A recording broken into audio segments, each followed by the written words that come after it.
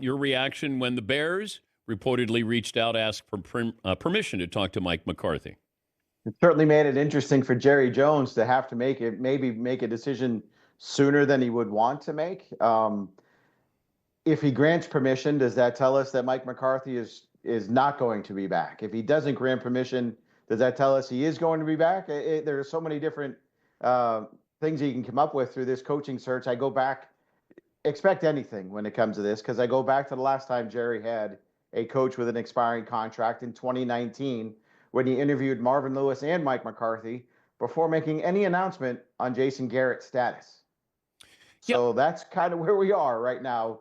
Who the heck knows where they're going and how long this can take? I would think if it happens, it has to happen here soon. But why has Jerry left him dangling here? You either want Mike McCarthy or you don't. Right. You should be able to operate on parallel tracks during the course of a season and have a hypothetical list available in your desk drawer to say, this is where I want to go when the season ends. We've seen other teams already make moves either designed to keep their coaching staff and GM or go out and make this call. Jerry has a Netflix series coming out called The Gambler, right? That's supposed to come out at some point here in 2025.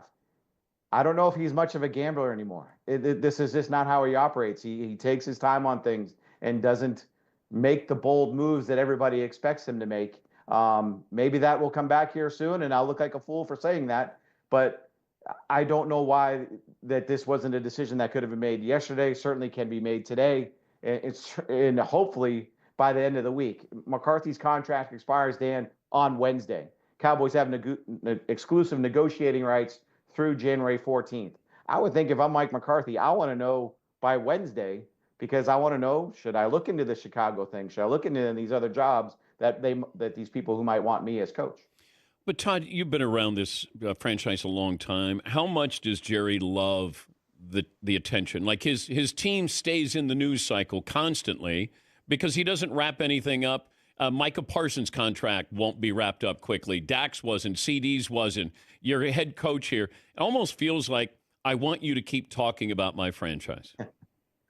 Yeah, and that's how you become $10 billion franchise, I guess, in some respect, right? Because everybody's talking about it. Everybody, good and bad, right? It's the Cowboys fans are going to be Cowboys fans. The people who hate the Cowboys are always going to hate the Cowboys. So you have so many eyeballs on you that you draw attention to you. And I think Jerry, he has said it. He loves that attention that is on his franchise.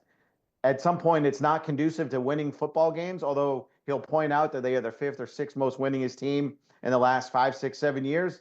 But ultimately, Jerry bought the Cowboys in 1989 to win Super Bowls, and they've not won one since 1995. So what are they in here just to win games, or are they in here to win Super Bowls? Is it a good job if it's open? This is where I might differ with people who say it might not be a good job. I will say it is a good job. The head coach of the Dallas Cowboys has the biggest say in the franchise if they choose to be the loudest voice in the franchise. Now, we can go back to 1998, I think. Chan Gailey didn't want Randy Moss. The Cowboys didn't draft Randy Moss. There have always been some little hiccups along the way. Bill Parcells didn't want T.O. They still signed T.O. What was the corollary move to that? They cut Larry Allen. That was a guy that Bill didn't want around, so that was 1 for 1 right there. But this is a good job beyond, because it's one of 32, because it is the Cowboys, and this is a roster that really was hit hard by injury, but you have a quarterback that'll be coming back. You have a number 1 wide receiver. You have Micah Parsons. You have other pieces in place that can win with you with a quick turnaround. But it's incumbent on Jerry to do more in the offseason than he did last year, where their biggest free agent signing was either Zeke or Eric Kendricks. They have to do more than that to supplement this roster. They can't just rely on improvement from within. But if the head coach wants the power, or I don't even want to say power, wants the say and will put the work in, he can have the say to get what he wants the majority of the time. But if you're a Cowboys fan and you hear, hey, this is why I bought the team, I want to be the GM, I want to run the team. Like, would Jerry Jones have fired Jerry Jones? Well, he hasn't done it yet, so I would say no. I'll say, and I don't want to come across like I'm defending the way Jerry operates this. But in Jerry's mind, the GM is the guy who cuts the check. So that's why he keeps the title. The GM of the Cowboys is really Will McClay. He's the guy that does the work what a general manager does. And if you look at how they've drafted since Will McClay has been here since 2014, it's been among the best in the NFL. So we get hung up on the title, but Jerry is not going into the draft room and saying, who do you want? Who do you want? Who do you want? No, you guys want this guy? No, I want this dude, and we're going to take that guy. That's not how it works. And it's really not how it's worked here for quite a long time. I'll go on my 20 plus years of covering the team. It truly has been a conglomeration of efforts to get the guy everybody wants. And we can point to another example of Jerry not getting what he wants when they drafted Zach Martin in 2014 and not Johnny Manziel. Oh, I know. I remember that because he likes that shiny object there. And I go back that I think he wanted Connor Cook, and Connor Cook was taken, and then they took Dak Prescott, right?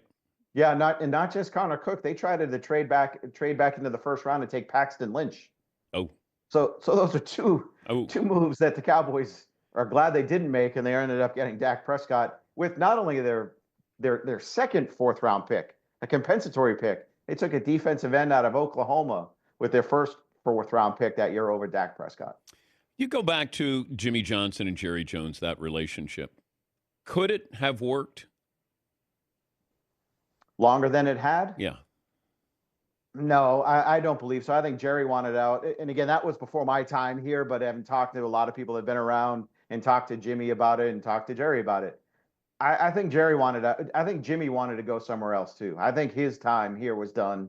And I think he realized there's only so long of a shelf life a coach can have. Clearly, that he and Jerry had differences of opinion on who did what and the separation of powers and things like that. I think it lasted as long as both sides wanted it to last, and it was time for them to split up. But if you look in the history of the NFL, trades that were made, where do you put what Jimmy did? I'm giving Jimmy the credit for Herschel Walker deal. Now, I'm sure Jerry gets credit too, but the importance of that trade compared to other trades in NFL history, where does that rank? I mean, I don't know how it's not. I'm going to say it's number one because I can't think of another one that would top it. Just because that was the start of everything for the 90s Cowboys. And at the time when they made that trade, everybody just thought it was for these players and didn't realize the pick element of it. And then how everything that team was built through that trade for a number of years and the guys that they got out of that. So they have a tour at the Star where the people can come in, and it's famous, right? Because everybody wants to take a tour of the Star and see the players and things. But there's one segment of the Herschel Walker trade. So that tells you what the Cowboys think of that trade and what it meant to them in their history. So, but without that trade, there probably is not a Super Bowl run of the 1990s. The Vikings don't have a tour where they focus on the Herschel Walker deal. Letting you know. Their tour involves Randy Moss going to them and not to the Cowboys. Percentage that Mike McCarthy is back is what? If you were going to put a number on this. Yeah, I talked to some people in the organization the last couple of days, and before the game, I think the people that I spoke to said he will be back, and it might have been a 65-35. Talking to people after the game on Sunday and just what hasn't come out of the organization or out of the meetings with Jerry, it's probably closer to 50-50 at this point. Oh, boy. And by the time we end our discussions, it might be back to 70-30 he's staying because this is such an in the wind. As Micah told us yesterday, he's in the wind just like us. So the players really don't know what's going on here either.